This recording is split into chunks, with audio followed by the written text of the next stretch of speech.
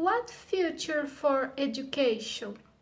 Nowadays, education is the process of teaching someone, especially in a school, college, or university. Unfortunately, in the vast majority of the world's countries, this process is mostly directed to feed the marketplace with workers. So they spend at least 20 years of their lives specializing in some industrial or corporate field to keep the capitalist machine working. But can we say for sure that those people became decent human beings with a fruitful and stable emotional life?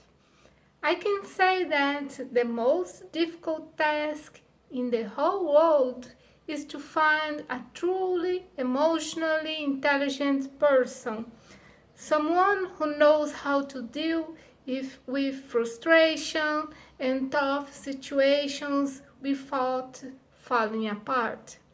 I believe that school systems have failed in educating children emotionally. As Daniel Goleman describes in his Emotional Intelligence book, uh, there are many causes of emotional illiteracy in children's, adolescents, and adults' lives. In one passage, he says, while laudable efforts are being made to raise academic standards, this new troubling deficiency is not being addressed in the standard school curriculum. The majority of schools care more about how well school children can read, write, do maths, and their performance in exams, for example, than whether they will be alive next week. And this is completely true. Every child has their struggles in life, being dealing with bullies or family problems. Academic knowledge won't help them manage tough situations. So the result is violence, depression, mass shootings, and suicide. But what can schools do to change that reality, to help children and future adults to have meaningful lives?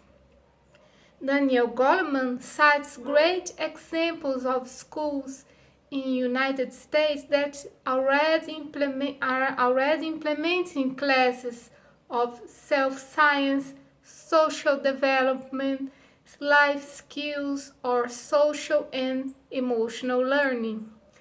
That is something I have never seen in any school in my country, Brazil. I hope someday policymakers adopt this model. Another subject I think must be considered by schools is philosophy. I never studied philosophy in my school years. I've been studying philosophy for a few years now, and I believe I would have had a complete different childhood, adolescence, and early adult life if I had known philosophy since my infancy. Because philosophy works, you learn to properly think and see reality from different perspectives. As Aristotle, my favorite teacher, used to say, the ultimate value of life depends upon awareness and the power of contemplation rather than upon mere survival.